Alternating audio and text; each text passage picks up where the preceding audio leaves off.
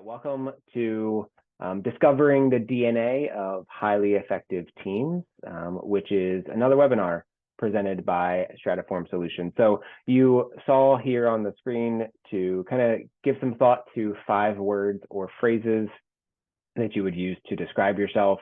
And we'll talk about those in a few minutes when we get to our icebreaker section. So again, like I mentioned, this is Discovering the DNA of Highly Effective Teams, where we're just going to talk about what an effective team looks like. And we're going to talk about some qualities that effective teams have, and then some strategies that you can use as a part of an effective team or leading a team as well. So this is going to be a great conversation. But before we go ahead and get started, I wanted to give an introduction of myself. Now, I know both of you on the line, but if you are watching a replay of this and I haven't had a chance to meet you yet, my name is Alpin, and I like to describe myself using 3 phrases, which would be solution finder, idea connector, and bridge builder. Now, that might be a little bit different to how you're used to people describing themselves. I think we put a lot of merit behind what we do or our hobbies, but I really like using these 3 phrases to describe myself because they keep me grounded in who I am, and they also help me stay focused on my passions, my vision, and my overall mission of helping other people.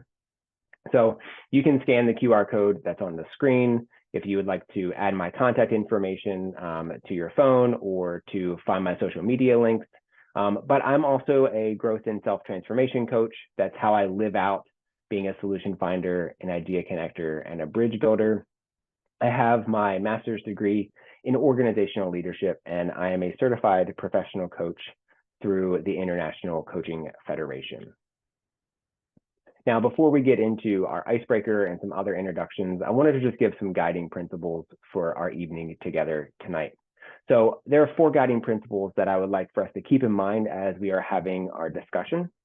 1, we respect each other's perspective, especially if it's different than our own. 2nd, we encourage vulnerability and safety because growth and transformation, they depend on that. We participate in our preferred way, so chat, emoji reactions, coming off of mute and talking, whatever is most comfortable for you. But we remain focused and contribute to the conversation as we are having the discussion.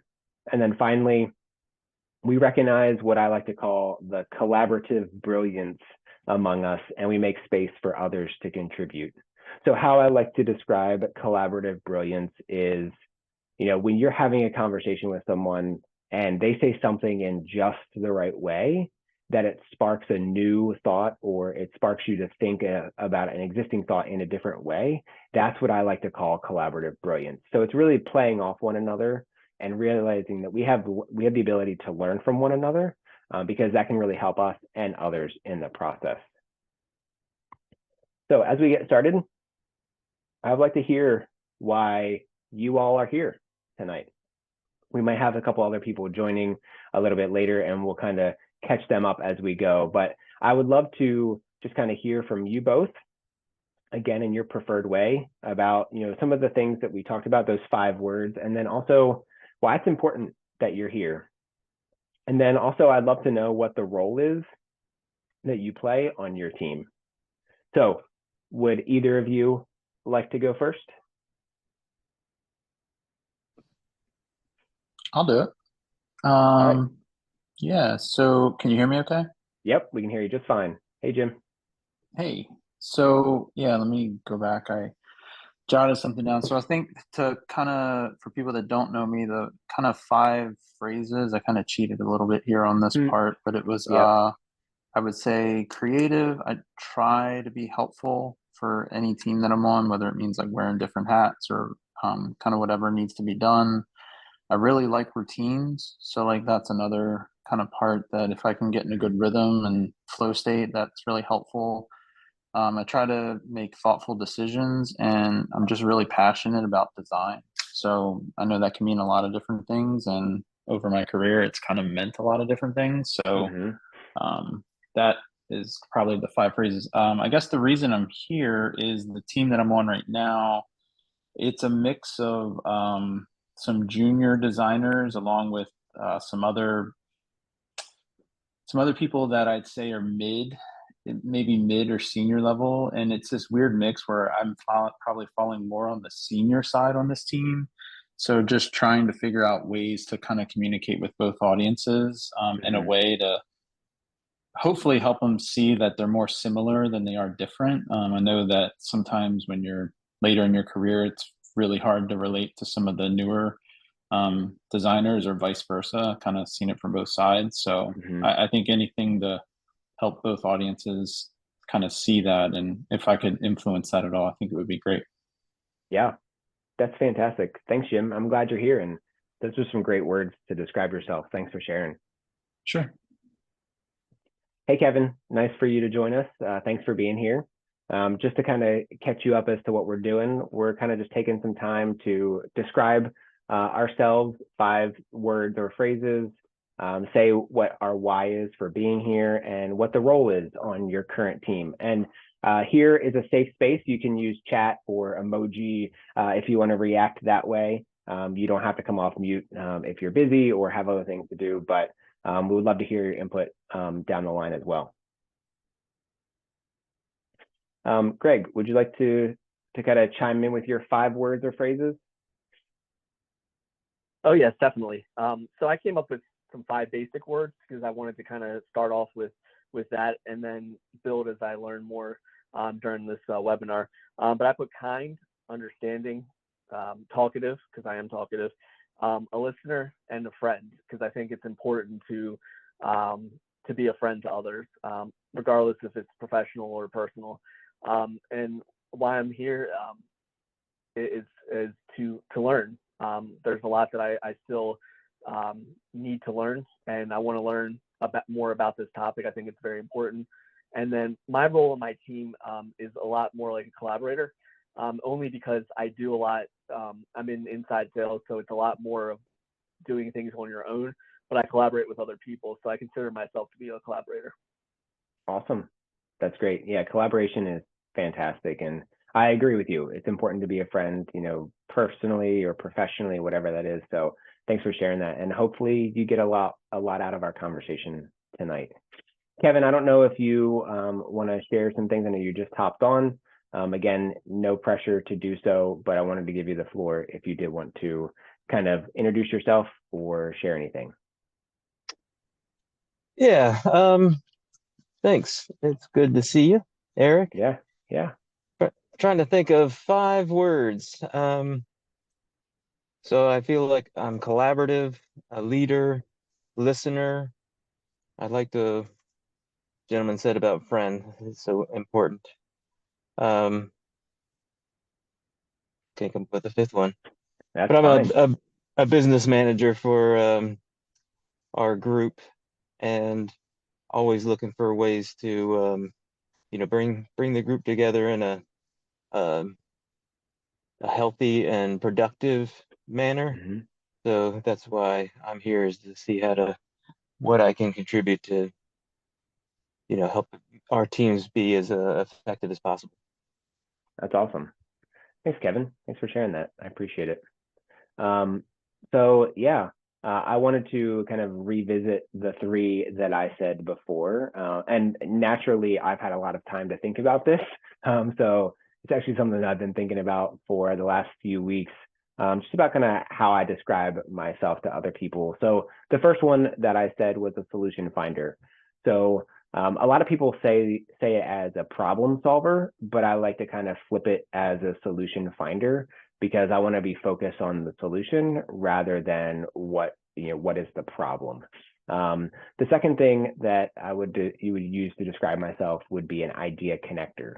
So I love taking 2 separate ideas and seeing how they connect with one another. So whether that's personally, just in my habits and in my routines, or professionally about in the work that I do, I love taking ideas and connecting them, and then also sharing that information and insights with other people. And then finally, I like to use the term bridge builder, which is really funny because I don't actually build physical bridges. I think that people might mistake that for that, but I build kind of the abstract bridges. So I can take, similar to the idea connector, I can take two separate ideas that might be seemingly different, and I might be able, and I am able to connect them. And I'm also able to see all sides of a situation most of the time. So I can see different perspectives and different points of view. So I'm able to kind of take that, and I am able to really kind of move that forward and kind of really kind of play the mediator role sometimes if needed, and really kind of help people take a step forward in whatever area they need. That's really helpful with coaching and with other things that I do to kind of help people with the growth process and to kind of connect those separate ideas. Hey, Juan, welcome. Glad you were able to make it. Hello there. Minor technical difficulties on my end, but I'm glad that I'm here. Yes, I'm glad you're here as well. I know that you literally just hopped on, but we are kind of taking some time to introduce ourselves. So I would love it if you would be able to give us, 3 words or phrases to describe yourself. Also say the why is it important that you're here, and then what the role is on your team. If you can think about that. If not, that's totally fine. So 5 words that describe myself: a traveler, empathetic, driven.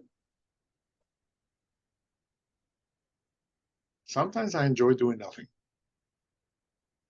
And why is it important that I be here?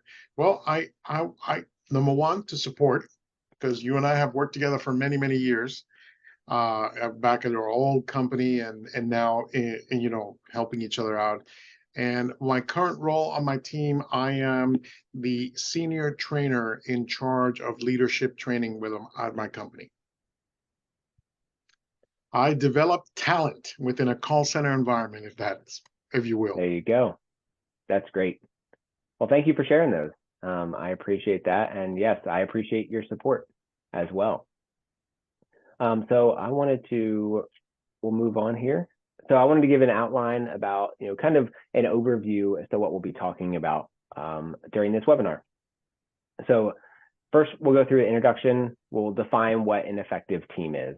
Then we'll talk about the qualities of an effective team. We'll kind of learn about some practical ways to grow an effective team. So some actions that you can take right now. It's really important for me that these webinars are applicable and helpful for you wherever you may be in whatever process or whatever stage you're in. So giving that kind of real-time and helpful information that you can use right now is so important. And then we're going to talk about the challenges for team growth, some barriers to functioning as an effective team, some challenges, and then we will have our conclusion where we kind of wrap up everything. So you'll notice that in the title of this webinar, it is discovering the DNA of highly effective teams, not highly productive teams. And there is a big difference between productive and effective. Does anyone have any thoughts or ideas? I would love for you to kind of drop them in the chat if you're able to, as to what is a productive team. We'll give you a couple seconds to do that.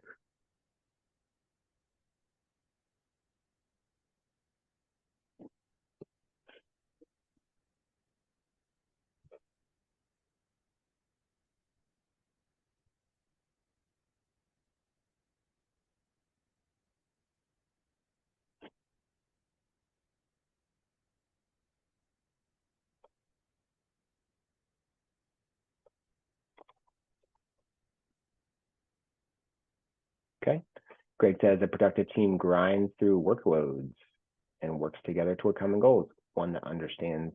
Jim is one that has a shared understanding. Kevin delivering on responsibilities, expectation. Juan, a team that works well together. Those are great. Thank you all for chiming in and sharing those. So for productive, I have getting the job done efficiently and meeting deadlines. Task focused, so very much on what needs to be done now, what are the things that need to happen, and how do we finish those. And then productive sometimes means short-term wins. That doesn't mean exclusively short-term wins. There could be a long-term focus as well. But usually productive means how can we get things done in the most efficient manner while meeting our deadlines. And sometimes that works really well. Sometimes that is good enough and that literally gets the job done. But on the other side of that, we have effective teams. And effective teams are productive teams, but sometimes productive teams are not effective teams. So an effective team does the job well by collaborating effectively and delivering solid results. But an effective team may not give the customer or the manager or the stakeholder exactly what they want the first time, but they will give them something and they are focused on iterating through because they realize that iterative development is key to being an effective team. They are goal focused instead of task focused. So they understand what's at stake in the long run rather than the short term. And then marrying up to that would be long-term wins instead of just always focusing on the short term. And then highlighting the difference here, a productive team can complete tasks quickly, but an effective team delivers high quality work consistently and continuously improves their processes. Anything else that you all would like to add to that, or anything that you feel like I missed, or any other differences that you have noticed?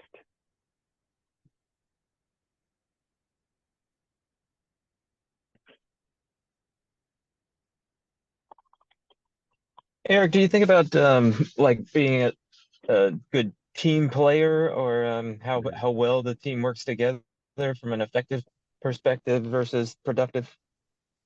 Yeah, I think that from a team player perspective, that an effective team member understands, again, what needs to happen, but they aren't afraid to interject if they don't agree with the way that things are going. They aren't afraid to stand their ground in conversations. And they also aren't afraid to just jump in wherever they're needed. I think sometimes productive teams can be overly focused on the end result. So everyone kind of just silos down and really kind of goes toward one thing. And there might just be autonomy in that, or there just might be a shared consensus in that, but that might not be the best thing for the team. So I think there is a difference there. Again, effective could also mean productive. So it's a really kind of interesting line to kind of draw there. Juan, you wanted to chime in there? Yeah, on the difference, because you know, a lot of things that we talk about in our leadership classes are all about, are you doing the right thing and doing the right thing right? Because you can do the right thing and do it oh so wrong.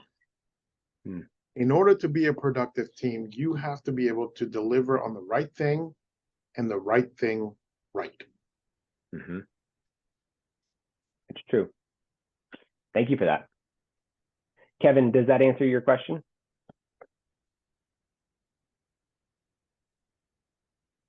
Yeah, no. Okay. Right on here. Good. So I wanted to go over something called Tuckman's stages of team development. So if you are familiar with team dynamics at all, you might have heard Tuckman's stages of team development, but basically what it is he is a researcher and a scientist, and really kind of outlined the different stages of team development and kind of how teams kind of move through those and what the characteristics of those different stages might look like. And I think it's really important for us to understand that as we are having our conversation tonight, because if you are forming a new team, or if you are a part of a new team, or maybe even a team that has been around for a really long time, you may not have the right people in place, or you might not have the right things in place as far as norms and other things to really be an effective team. So I wanted to really kind of highlight these so you can see the life cycle of what a team looks like, and then you can kind of understand the different teams that you work with, which we'll talk about those, and what the different stages might be that you would be in right now with your team. So the first stage is the forming stage. This is when teams come together. So the team comes together and establishes its purpose and goals. sometimes teams are already existing when new members come in, but every time a new person comes in, that team has to kind of reform and takes on a new identity. So when a new person joins or when someone leaves, the identity of that team kind of changes and shifts. Next is storming. So storming is when conflicts and challenges emerge from the team.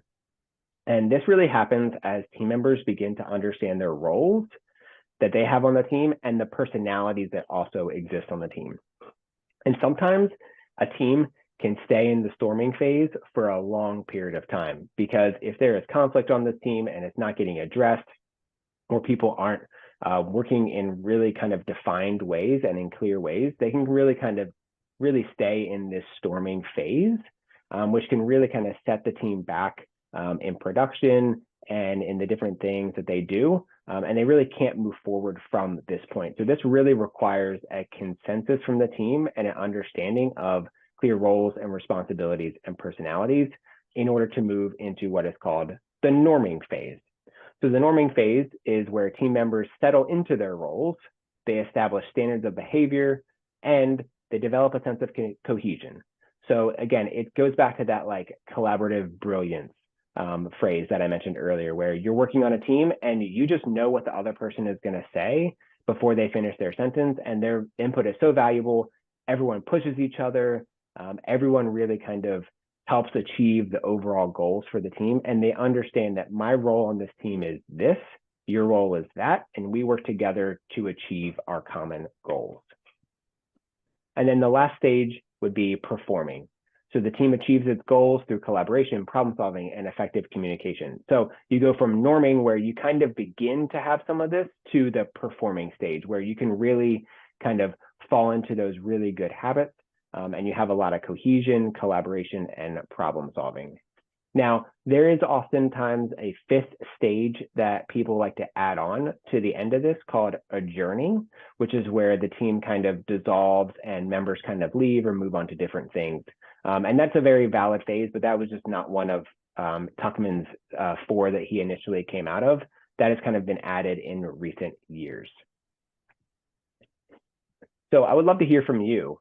When have you been on a productive or an effective team? And then also, using Tuckman's model of stage development, can you figure out where your team might be right now based on some of the characteristics and attributes that your team has? I would love to hear from you on this.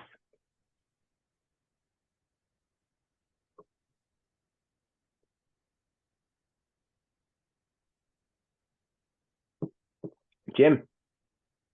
Yeah, so I guess the other thing that kind of comes to mind that maybe is like underlying this whole model, or like overlaying it, is like what the team culture is like. So like in order for a team to progress through or mature through these different phases, a lot of it's dependent on the culture that the team is in.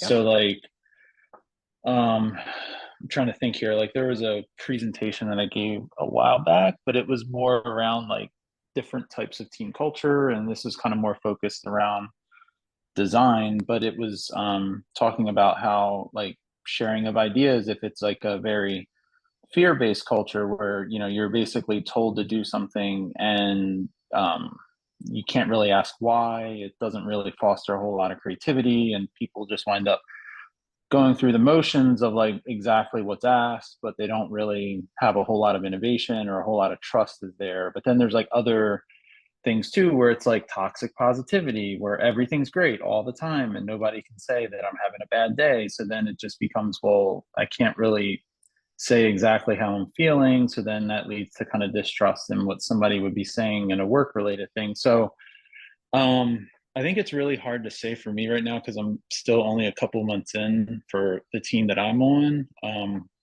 But I guess the thing that I'm trying to figure out still a little bit too is like, the team culture doesn't seem like it's one of those two. Like it's definitely not fear, and it's definitely not like toxic positivity. I think it's probably, if I'm being honest, leaning more towards like an authentic culture where it's kind of that good mix of you know, things aren't always sunshine and rainbows, but when something's like, you know, not the way it should be, people aren't afraid to like call it out and say like, we shouldn't do it that way. And sometimes it's not always well received, which I kind of prefer it that way, but I don't know how that would, I guess the other part too is like, when you think about a team, there's like, at least the way my work is structured, I'm on a team of people that work with other people within the business. So there's like teams within teams within teams, if that makes any Yep. sense. It's like a team of designers, and then we go and sit on teams within the business to help solve that problem. But then you're on a business team, and then some of the people within that team. So it's like, I could see this kind of, what's it called, like that Russian doll sort of thing, Yeah. where it's like a team within a team within a team. So Mhm. I think it's really hard to say, but I guess if I was talking about the design team that I'm on, I think we're probably in the norming, or what was the second stage that you put up there? I'll pull it back. Storming. Yeah, I don't think we're norming yet. I think we're somewhere in the storming phase for the Okay. design team that I'm on. But I think that's still, I'm still trying to figure all that out. But yeah, that's where I would say we're probably at.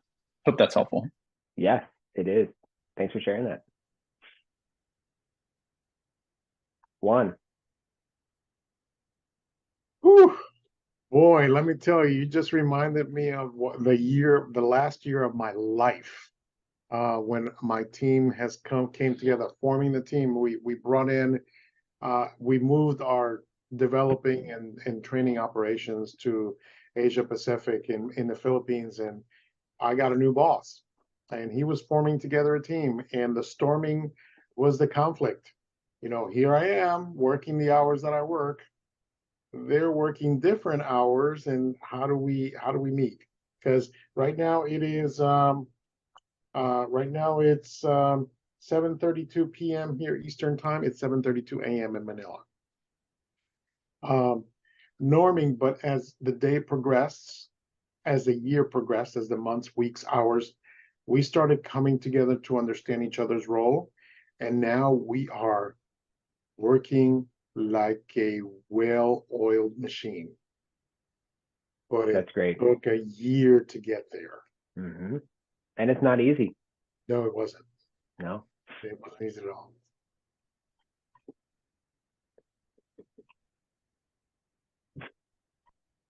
Anyone else? I could go. Yeah. So do you mind going back to the next slide that we're on? I just Sure. want to look at something on there real quick. Yep. All right. I would say that more recently in the role that I'm in, we're productive but not effective, in the sense that we're kind of in the storming phase because we're still getting to know the roles that we're supposed to be taking, and they're changing roles all the time. So it's not always in the storming phase, but I think that that's where we're at as a team, just getting everybody together on board. And I would say going to the leading a productive team. My current one, I'm on one, I'm not leading the team, but that would be the instance that I was given. So I would say we're, from the second point, we're on the storming phase. And I think it's important to identify the roles, but then also work to become a more effective team and go to more normalization. Yeah, for sure. And Jim, I just wanted to double click onto something you said about kind of not having the fear-based, but also not having the toxic positivity, but being somewhere in the authentic side, which I think is great. And we're going to talk more about that in just a couple minutes. So I think you're right. Culture really does matter, both from an organizational perspective that kind of encapsulates everything, but then also the culture that the team leader sets as well, and how other people on the team define what the culture is as well. So yeah, I've really appreciated that call out. I wanted to make sure I went back to that before I forgot. Yeah, awesome. All right, Kevin, do you have anything to add? No, I was thinking about what Jim said about the teams within teams. Like as part of the management team that's been together for a while, I feel like they are performing, and it's a great example of how the group has worked out their roles, responsibilities, and worked well together.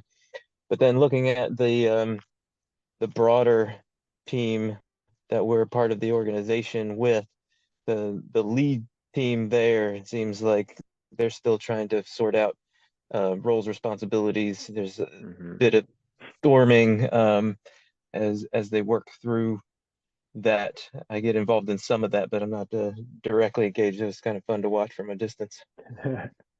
Yeah. And I think it all also depends on, like I said, when you have someone new join or when you have someone leave and then the new person comes in, I mean, all that kind of starts all over again because you have a new personality at play.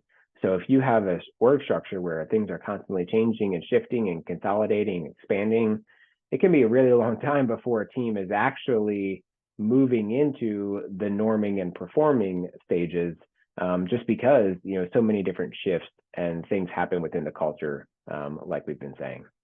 Great conversation. Thank you all for that.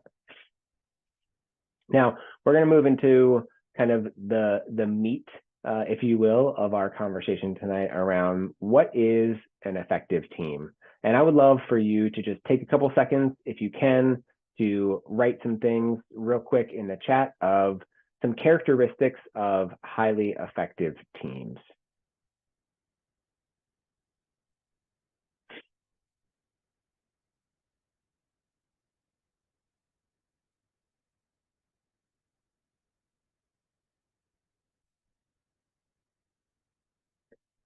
Drama and gossip free. I love it, Juan.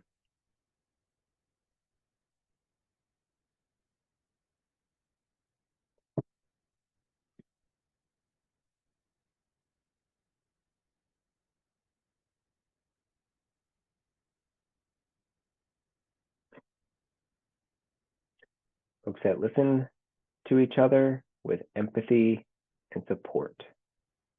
Yes. Thanks, Kevin. That's critical. Trusting, authentic, caring, bold, cares about people more than work. I'm assuming that's what that's supposed to say. Jim, is that right? Yeah, that's right. Okay. I was typing with one hand. I'm holding my cat. Sorry. Okay. Hey, that's an acceptable mistype there then. Working together when one falters and the rest of the team helps bring in their successes. The balance of people element, and we have a business to run mentality. That's great. Yeah, and that's really, really hard to find sometimes. I think Jim was kind of talking about that, about kind of the fear mongering and the toxic positivity. I feel like you can probably pinpoint one of those on either end of the spectrum there as well. Those are great. Thanks for sharing those, everyone.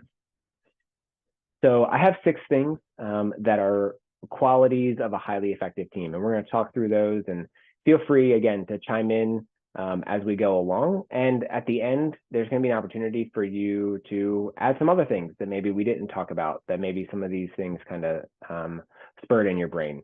So the first thing is clear communication. And I think you all kind of got to that when you're listening to each other with empathy and support.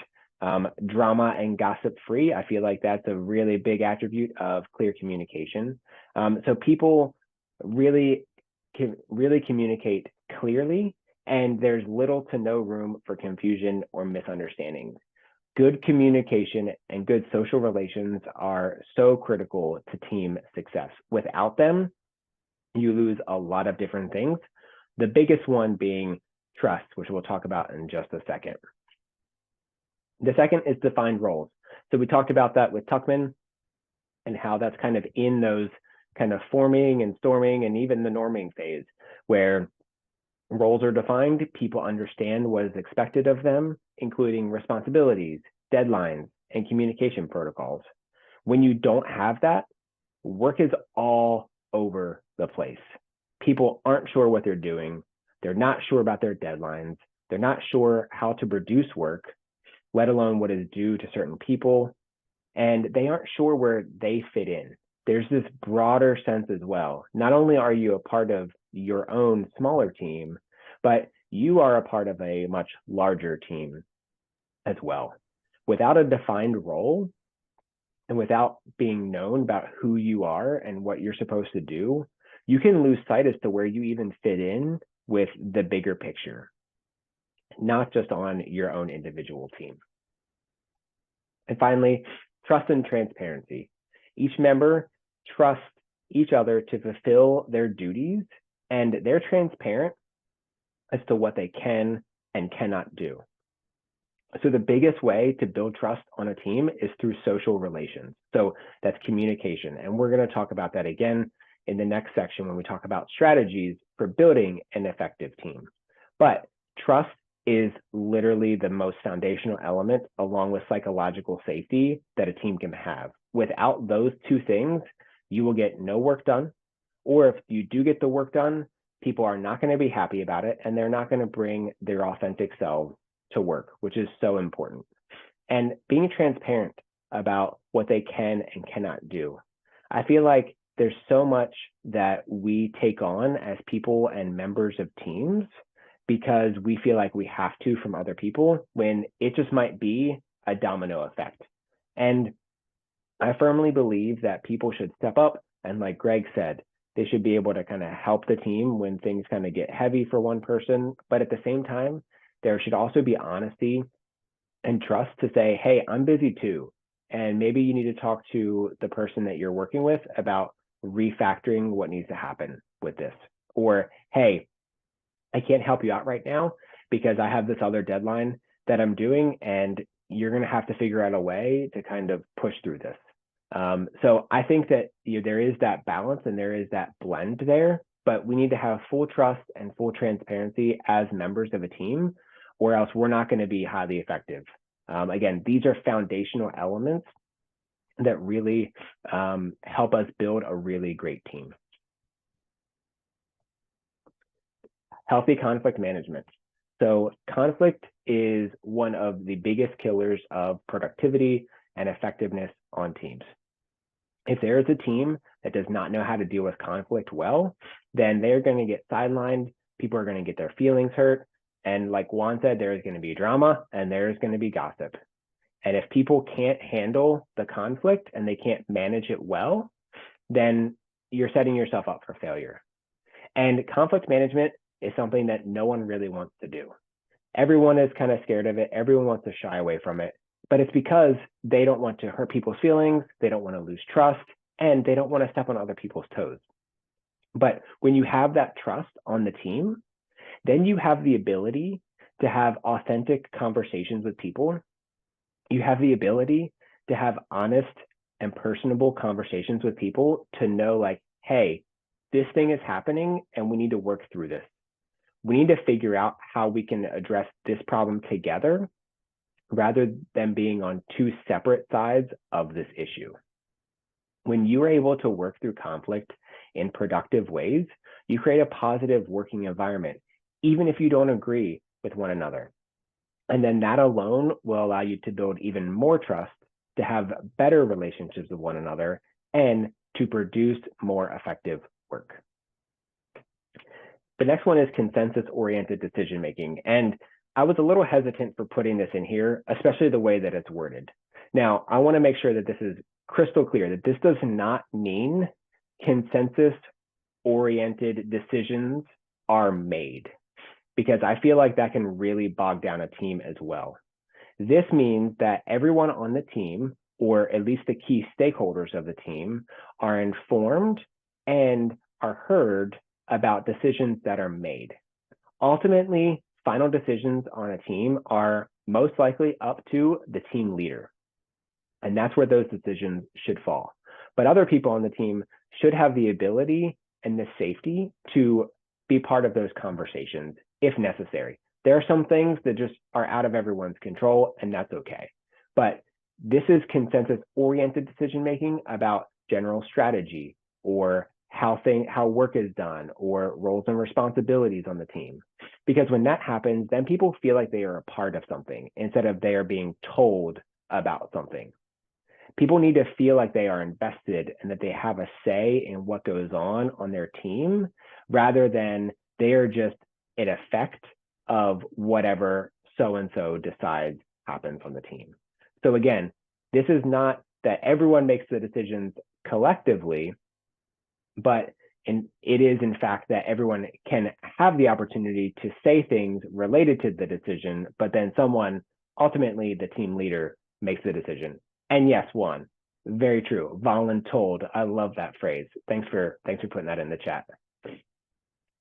And then finally, diverse perspective.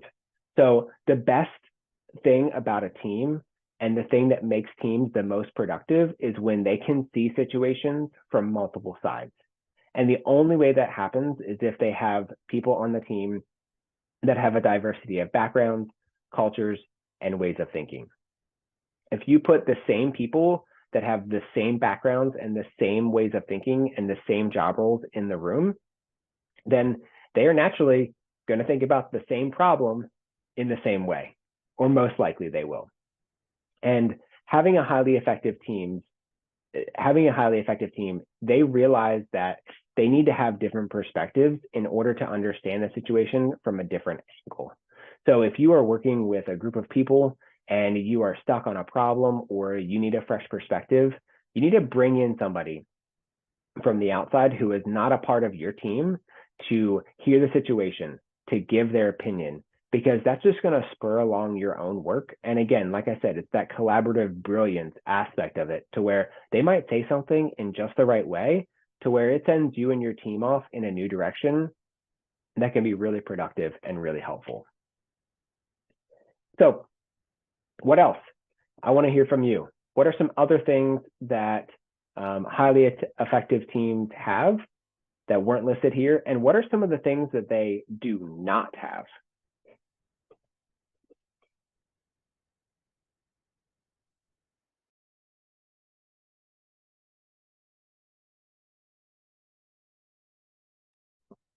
Juan. I think I'm going to use the word consultation. All too often, people go into conversations, and it should really be consultation with each other to help make decisions. Whenever I make a recommendation that somebody should be sent to HR, I always say, not in conversation, but in consultation with the HR team. Mm-hmm. So they can give you feedback. And when you work for an international company, you have to deal with different governments and different parts of the world that handle things differently. So consultation versus conversations, I think, is part of having a really effective team. Yeah, that's a really good point. And we like to say, or I like to say that, not everyone needs to be, consulted on something. Sometimes it is just a conversation. Sometimes it's the opposite of that too. So yeah, that's a really good point to kind of point out there.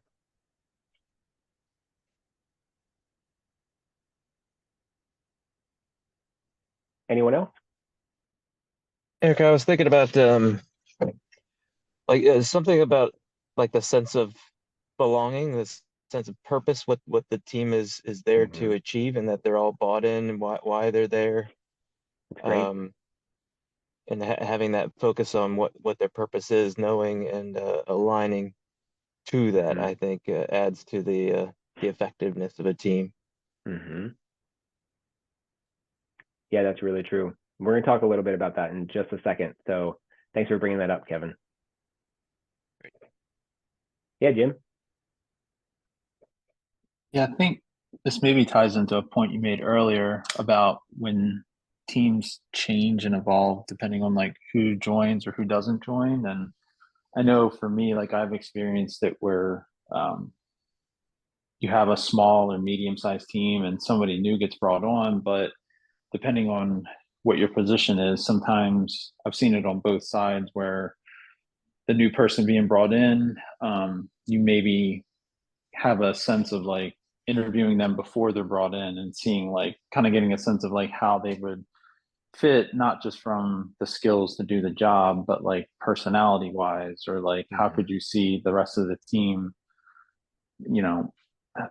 being with this other person that they're bringing in. And maybe like you said, you wouldn't get the final say, but just feeling heard in those moments. I know even in those moments where maybe you're not always, your decision isn't always the final one, but giving the opportunity to kind of give that feedback beforehand has always been welcome versus kind of just being blindsided by somebody coming in that you just genuinely don't mesh with. And it's just like, okay, how do I do my job effectively now with, it feels like another hurdle that's kind of been put in my way for me doing my job effectively. So I don't know, like to me, I guess it kind of comes down to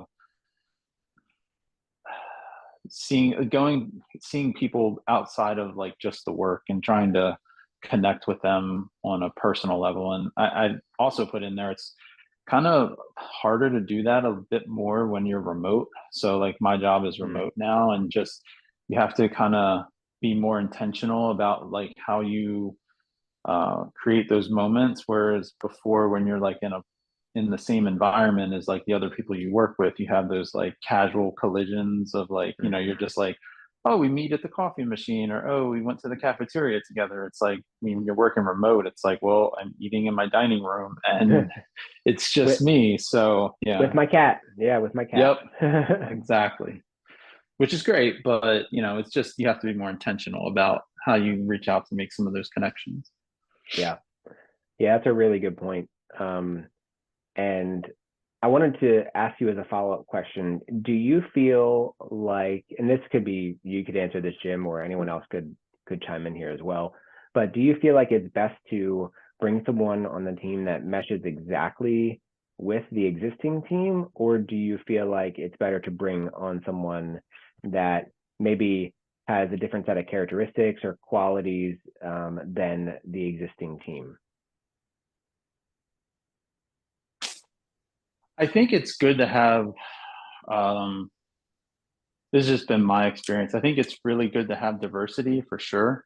But I think that if you're able to all connect on, there has to be some level of like, we have this shared like common understanding or shared appreciation of like what it, maybe it's just the craft, you know what I mean? Like it's kind of like, you might prefer to do it like this way, and I prefer to do it this way, but it's like, I'm not going to say the way you prefer to do it is wrong. It's just not my preferred way of how I would try and handle it. And I think that's okay. I think as long as there's kind of a shared appreciation or value of like, you know, what, hopefully the type of work that you're doing. And then if you have like completely different tastes, I think that's all well and good. But I think when you start going and, I don't know, like when your values start to not align with the people you're bringing on the team, I think that's where it can cause a lot of hurdles or like friction for the team.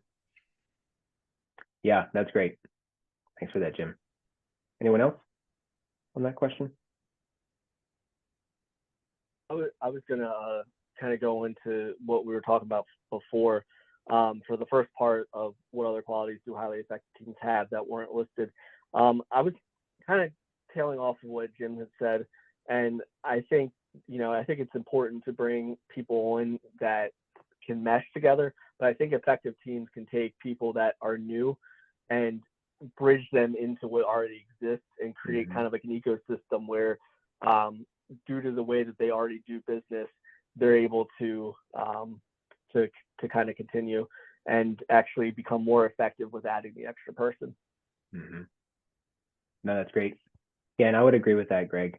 I think it's when you said that, kind of bridging them in, I thought of the word grafting, where you're kind of grafting someone in to an existing thing and kind of bringing them in so they can have the benefits of the main body, but at the same time, they bring their own unique flavor and unique skill set to that as well.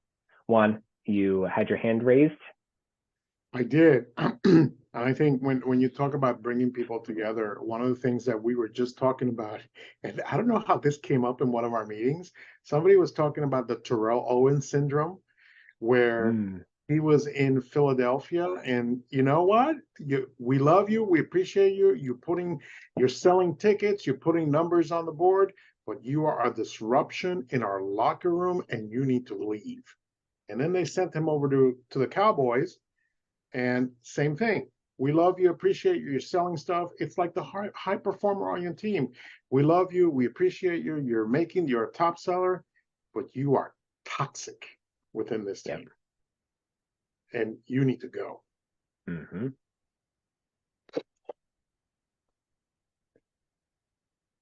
Yeah, that's a great quote, Jim, that you have in the chat there. Staying humble keeps me teachable. So great job. Juan, you had your hand up again, or did you take it down? Oh, okay, good. No, Took it Juan. down. Okay, no, that's a really good point too, Juan, about the Terrell Owens syndrome. I mean, that's what happens when you have big personalities that come on a team, and sometimes they may be doing really good work. They may be getting really good results, but if they're bringing everybody else down, then really how good is that person for that team? Yeah. So it's definitely something to consider, and something that, you know, leaders need to be aware of. This is a great conversation. Thank you, everyone.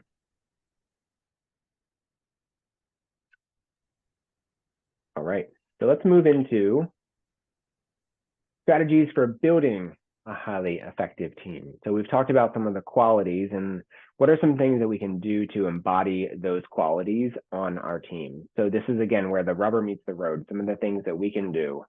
And I did include kind of at the bottom there for leaders or for even team members, a suggested cadence for doing this certain activity with your team. Now, this does not have to be the final, and you don't have to stick to it, you know, like the letter of the law, but it is a suggestion to kind of do this, you know, at that cadence in order to kind of build that muscle on the team. So the first would be to establish norms on the team. And norms are, you know, expectations that everyone agrees to and that they understand and that they hold other people accountable for. So this relates to projects, communication, response times, roles and responsibilities, and maybe most importantly, how to deal with conflict. I know one of the norms that we've had on teams that I've worked on in the past is what is said in the room stays in the room, or what conversations happen in the room unless someone is being hurt or someone else is threatening to hurt someone else. That conversation and those topics stay with those people for the time being in order to kind of work through whatever is said or kind of come to a resolution. This really helps with building trust. It really helps with building psychological safety. And it's super great for building a sense of belonging on your team, because everyone knows that they have a role to play. Everyone knows that they contribute to the greater good. Kevin, I really, when you mentioned about kind of having that defined purpose and that defined mission that everyone agrees to and everyone buys into, this is what came to mind. Establishing norms. What is our mission? What is our purpose? How do we get there?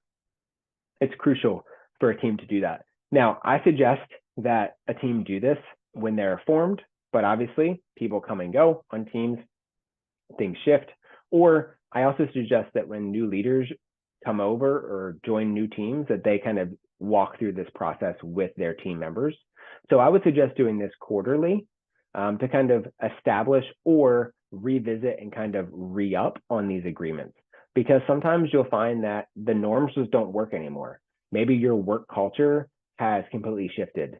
One thing that I can think of off the top of my head is, you know, maybe you all used to sit in a meeting room and kind of talk through these things, but maybe if a lot of people are remote or hybrid or virtual at this point, maybe you can't do that. So maybe you got to shift your norms for your team. So it's important to kind of revisit them and see what is working and maybe what needs to change and iterate through that. The second one is encouraging healthy social relations, which, there we go. I had to scroll down there. So this is all about kind of team building and planning events. So like I said before, social relations is what helps build trust and psychological safety on a team. Without talking to one another and without supporting one another, you're not going to have that. People don't need to be best friends at work. They don't need to be best friends outside of work, but they do need to understand one another from their lived experiences to what they do, maybe their job history or other things about that person, because the fact of the matter is those characteristics make us who we are. They make us humans. And without understanding that and without knowing that, when we have conflict with one another, I'm just going to see you as someone to beat in an argument, or I'm just going to see you as someone who I need to just win this thing over, or I need to push out of the way in order to achieve my own personal goals. When you know about someone, when you've established those healthy social relations, it builds so much trust and so much character and so much psychological safety on the team. So I would encourage you as either team members or team leaders to try to figure out a way to do this on a weekly basis. And some of this may be just saying to your team, hey team, while you're in the office, I would like to get lunch with you. We can all bring our own lunch, we can get something and bring it back, but I just want to eat together. Or maybe it's you encourage them to have one-on-ones on their own to kind of talk about work, but then also just ask how they're doing, check in with them. That's a really great way to kind of build these healthy social relationships with one another. And then finally, on this slide, we have creating space for open dialogue. So again, this is all about providing a safe space so people can give honest feedback and they can have hard conversations. When there's not that safe space, when they feel like their team member or their boss is just going to turn around and go say what they said to someone else, you're bringing in the gossip, you're bringing in the drama, and that's going to erode any trust that you have formed. So I really encourage you to create safe spaces on a daily basis, whether that is through retrospectives where you kind of look back and see how a project or body of work did, or whether that's just one-on-one check-ins and taking the information that you get and that you give and just keeping it right there is really critical for creating that safe space. Because when we have safe spaces, we become more authentic, we become more vulnerable, and we are able to really kind of move our relationship forward with other people, which then only helps out the greater team and the wider organization as well. Before I move on to the next slide, I wanted to see if anyone had any thoughts around these 3 strategies for building an effective team.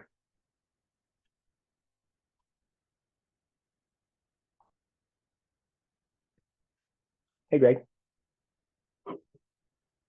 I wanted to say what I really liked about this particular part was the establishing the norm.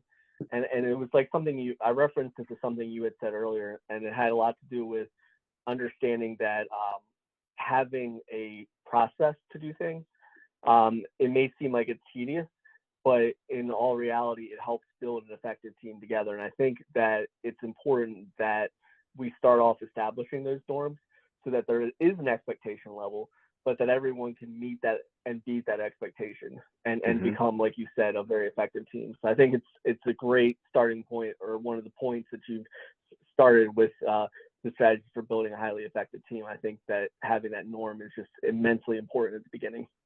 Yeah. Thanks for that, Greg. Yeah, Greg, I agree. And I think all of this is kind of like just speaking about looking at the social aspect and our connections with intention, whereas you can get so easy to get lost in the work and forget about the interpersonal relationships, and kind of looking at these and thinking about these and making sure that we're planning it, working in intentionally. I think it makes a big difference. Yep, that's great. Thanks, Kevin. I actually wrote that down. I wrote down connection equals intention. I'm gonna borrow that from you. Nice. Yeah.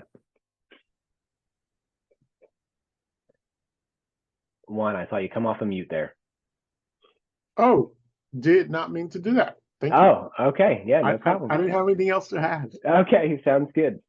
Yeah, Greg, I wanted to just touch on one thing that you said there around the norms.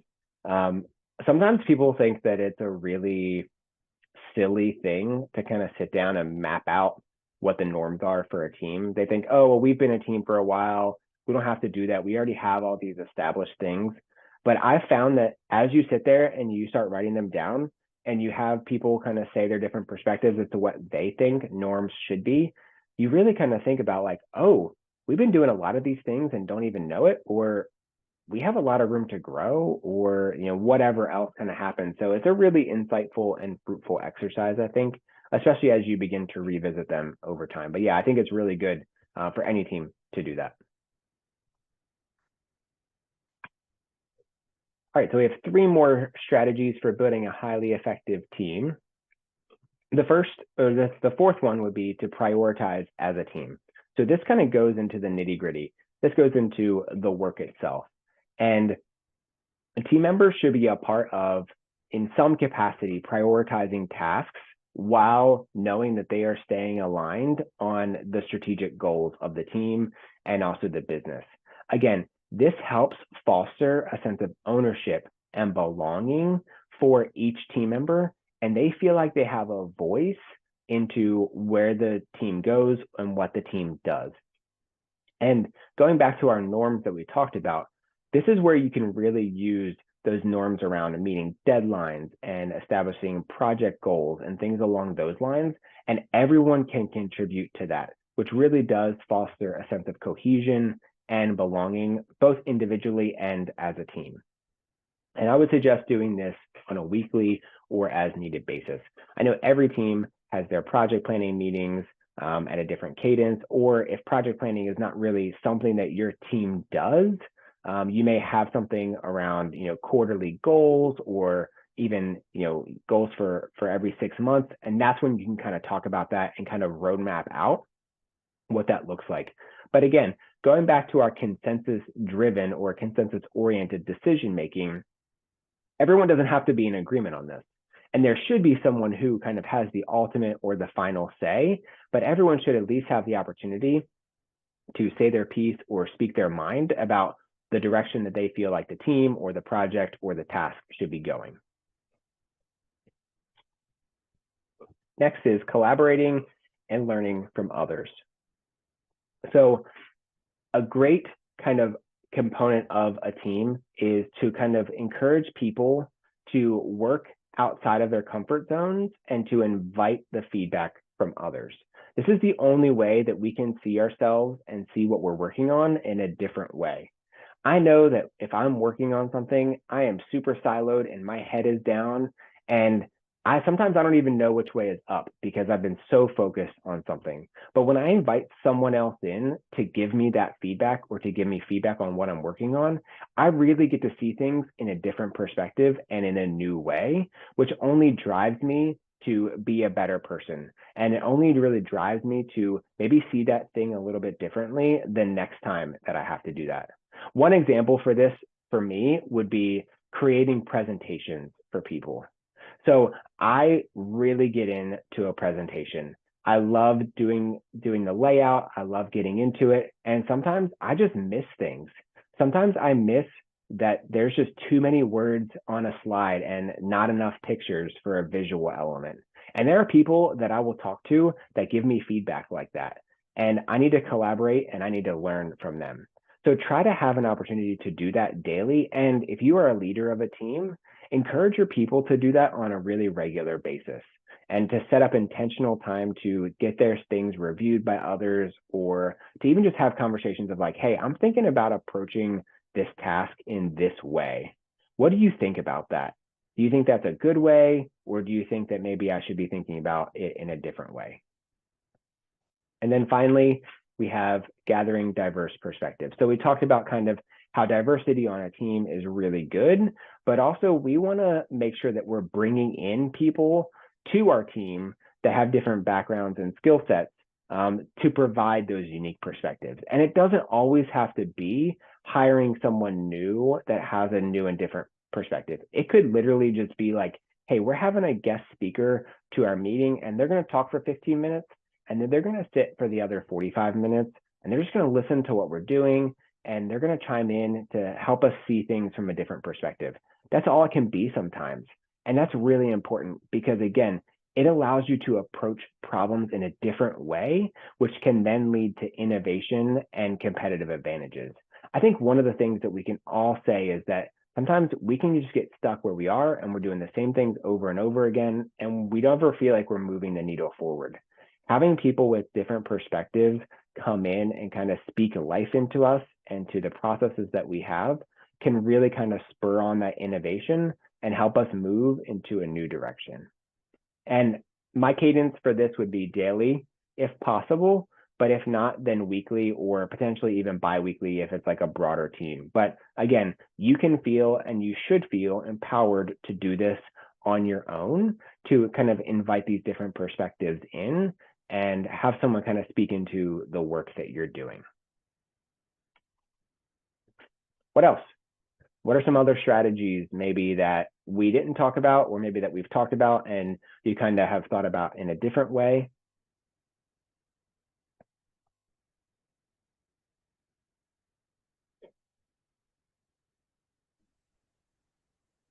Yeah, Jim? So, I guess like the one thing that came to mind for me as you were talking through that is like, I agree with all the points that you said, but I feel like maybe I'm looking at this from like all the different teams within different teams. It's important for the feedback that you're getting to have the proper context. And like sometimes it's someone saying something, it doesn't always mean that, you appreciate it, you value it, but it doesn't always remain applicable because of whether it's like scope or budget or, I think it's important to still make the people giving the feedback feel heard, but you also have to weigh it with, did they understand the proper context? Is this someone who's on your team versus, someone outside of it that's just within the organization? Or, just putting things in perspective of where you're getting the feedback from, and not like discounting it, but looking at it, weighing it in an appropriate sense for the project or thing that you're working on, if that makes sense, where it's like, you don't want to discount anybody. You don't want to say that, I'm not going to do that, but you also need to kind of balance that feedback with what you know about the project, the budget of the project, the scope of the project, and all of those different things that kind of weigh into the success of the project. Mm-hmm. Yeah, that's completely true. And I totally agree with that. I often think about that, like you said, from a perspective of a teams within teams within teams. And if you have multiple stakeholders and you have different people that you're partnering with, you can get a lot of feedback about something, but someone who's kind of 3 degrees away, their feedback may not be as applicable or as meaningful as the feedback from, a team member or from your manager. So I think that's a really good call out. Thanks for bringing that up, Jim. Mm-hmm. Just one other thing to add to it, Eric, Yeah. is I think just having people write it down. So like if you have the ability to like have a Miro board or whatever, any kind of online or in-person session, like having them write their feedback down, it's like, to me, that's one way that even if it's not used or it's not directly put into effect, it's like they feel like they've at least expressed it, you've noted it, you have it documented, and it's there for them for that. So yeah, I mean, sometimes that's all people need, and that's all people want, is they just want the ability to have a voice and to say what they need to say. You can do with it what you want, and they may not even have the expectation that you do anything with it, but at least just giving them the opportunity to give their feedback is really important. Thanks for that, Jim. Greg, you had your hand up a couple of times. Oh yeah, sorry about that.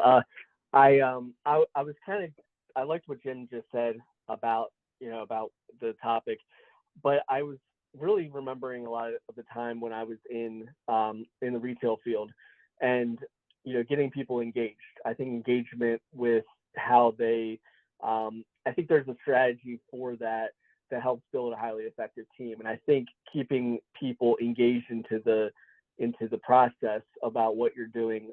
In my instance, it might be something as simple as putting up a television for display in retail.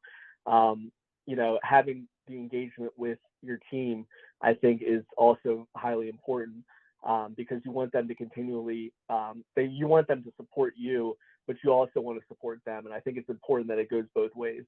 So I think engagement is the term that I would use. I'm not saying it's probably always the most effective, but I think that it relates to effectiveness.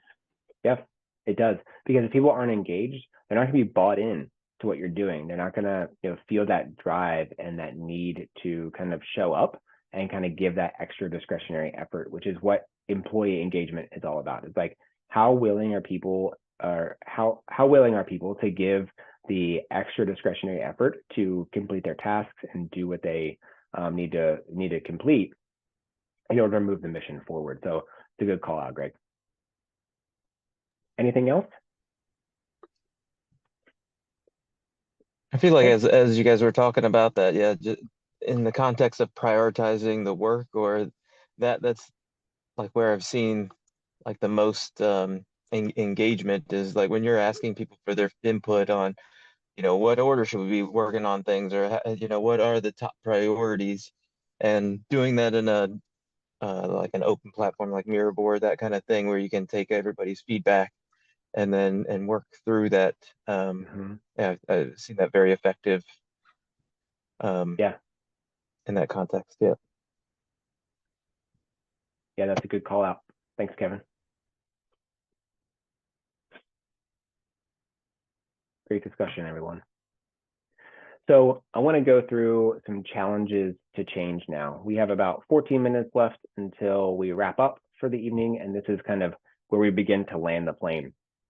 So I want to talk about some challenges to having a highly effective team and for changing over to a highly effective team. And I've categorized these into two different really broad buckets, which would be resistance from self and resistance from others.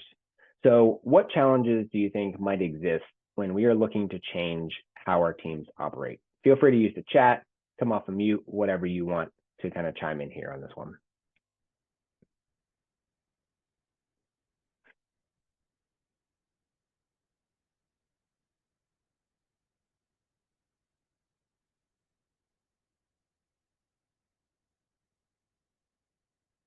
Change is hard.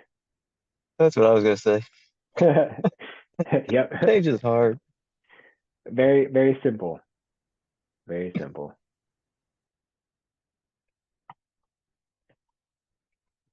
Yep. So change is hard. So we do have and scary. So we have the resistance from self, and we have resistance from others. So this is not an exhaustive list at all. This is literally four bullet points that are on both sides. And I know there's many more, and I obviously love to hear your thoughts as well. Jim, you mentioned in the chat, if you have had success doing something one way, change, that is one way that change can be a challenge, is if you've had success doing it one way in the past, you don't want to move on to something new in the future. So resistance from self. So we have doubt, we have fear of failure, which is the scary aspect that Juan was talking about.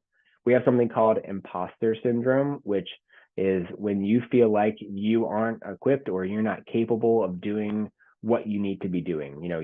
You may be a coach or you may be a manager, but you feel like, why did they put me in this position? Why did I elect to be here? I don't know what I'm talking about.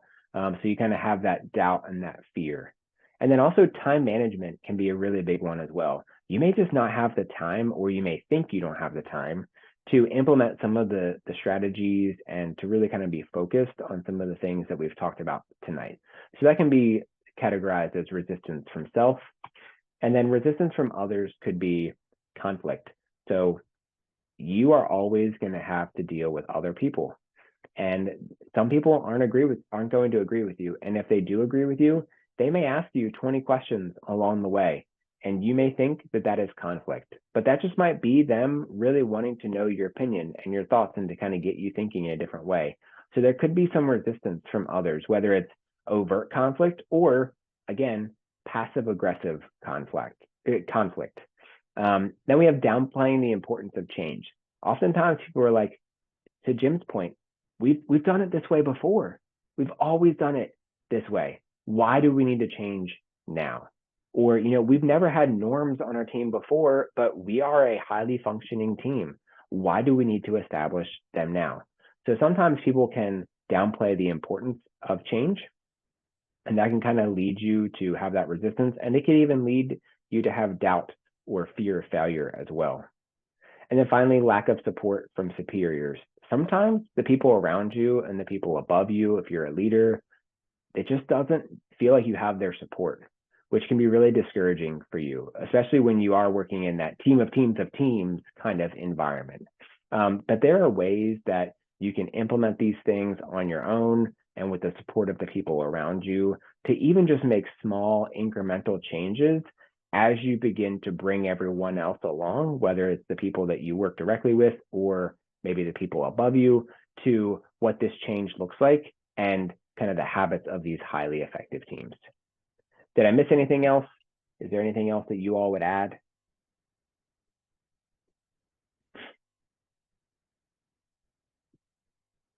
Okay. So we have reached the final few slides here, and we are in the conclusion and key takeaways section of our webinar. And just to kind of summarize kind of what we've talked about, effective teams, they strive for more than just productivity. They collaborate and work together through conflict and communication. They aim really for high quality work consistently and improve over time. So it's this iterative kind of motion. They take a look at what's working. They see, oh, we're not working well in this way, and they kind of iterate through and they make changes as they need to.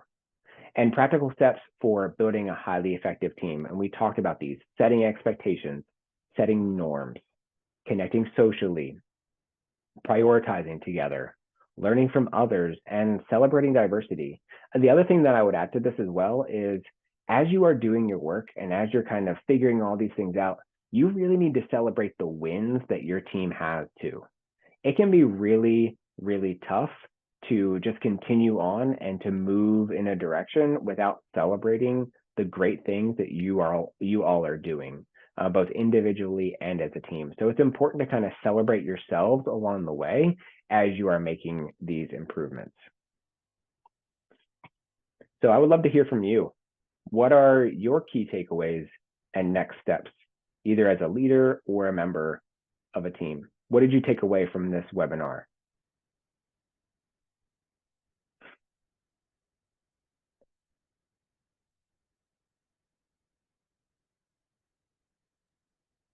Juan. For me is to make sure, and I'm really fortunate that I have this, but not everyone does, to make sure that we have a team of people that don't look and think like me. Because we talked about it bringing a different perspective, and it does. If whenever we have a problem, we ship that problem overseas to get a different perspective. Because if we can't get it fixed in the U.S., oh, we got to bring in a different perspective, and bringing in that different perspective every time that we've done that from people that don't look and think like me has always given us the answer we're looking for. That's great. Thanks for that. Kevin, you came off of mute and then I called on Juan, so I wanted to give you some space. Yeah, I appreciate that. And been a great conversation. It actually, this the timing of this is interesting because we actually use objectives, key results, and which we set on a quarterly basis, and we're about to review with our team where we've been so far this quarter and what we're going to reset for next quarter. And we do look at things like our, how are we looking at learning and development, and making sure that if there are ways to measure our diversity and inclusion, but I think one of the things that this has got me thinking about is kind of the conflict we always come to is that there's always much more work than we could ever get done, and calling that out to say, look, we got to prioritize and focus and melt it down to just what's most important, and taking that input from the various team members to help come to that what is the most important work. It's a challenge, but I think that collaboration and figuring out a way to work together to melt that down to be working on the most important things. And I think there's something too in here about the leadership and like role modeling this behavior. Yeah. All these things that you've been talking about and how important that is for leadership to do that. And so in my role, making sure that I'm making space to be inclusive and listening and making sure that we're listening and taking different perspectives in consideration. It's just all kind of coming to a head and trying to figure out how to make that all work together. Yeah, that's fantastic. Great takeaways, Kevin. I'm glad that it's been impactful for you. Very much. Thanks. Mm-hmm.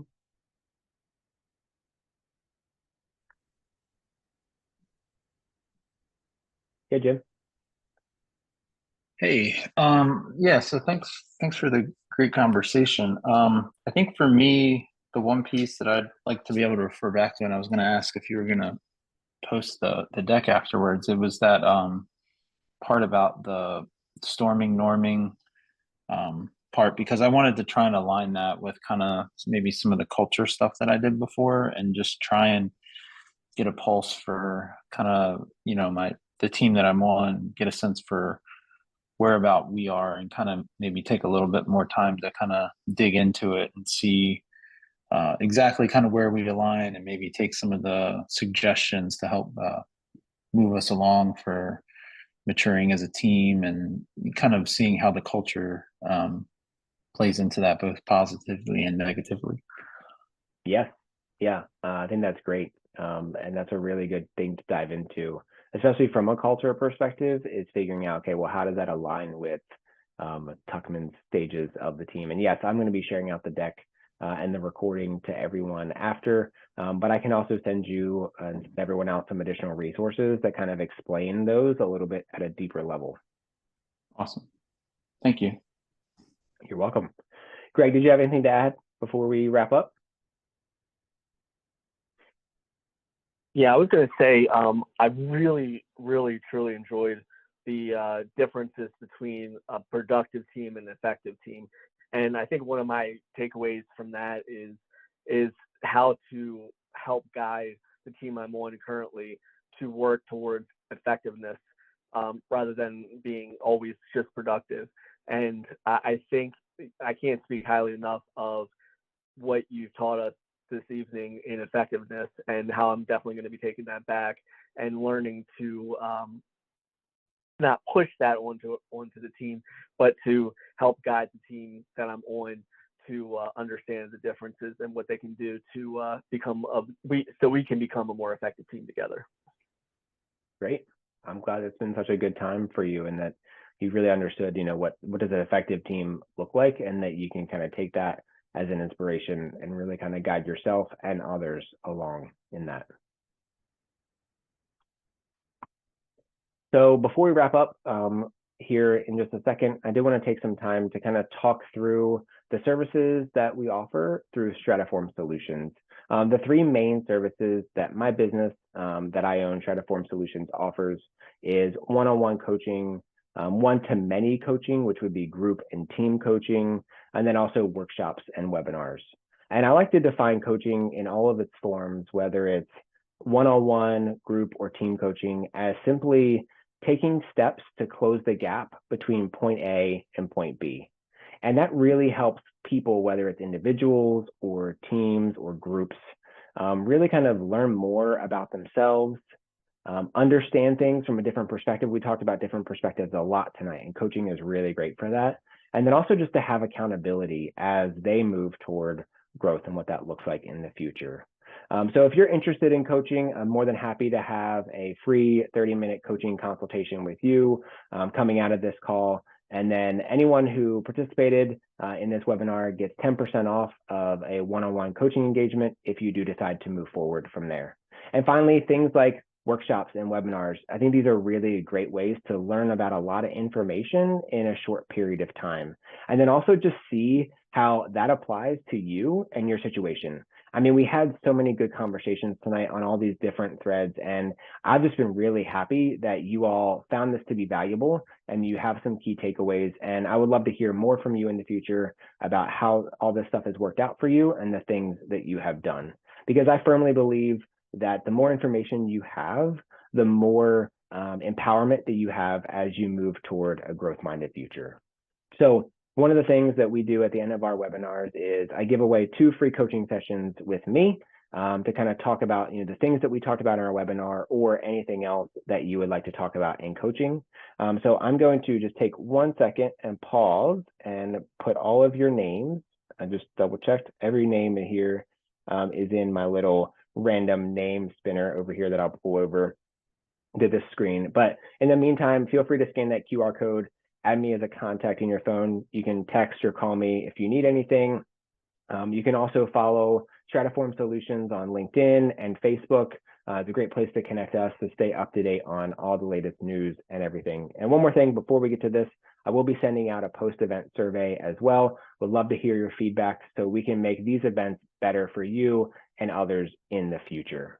So let me actually stop sharing this screen and I'll share the other one.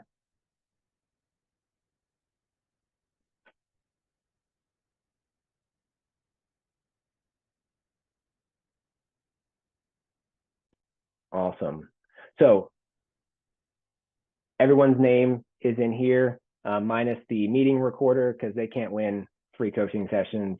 But I wanted to give it a spin here and we can celebrate whoever wins some free coaching.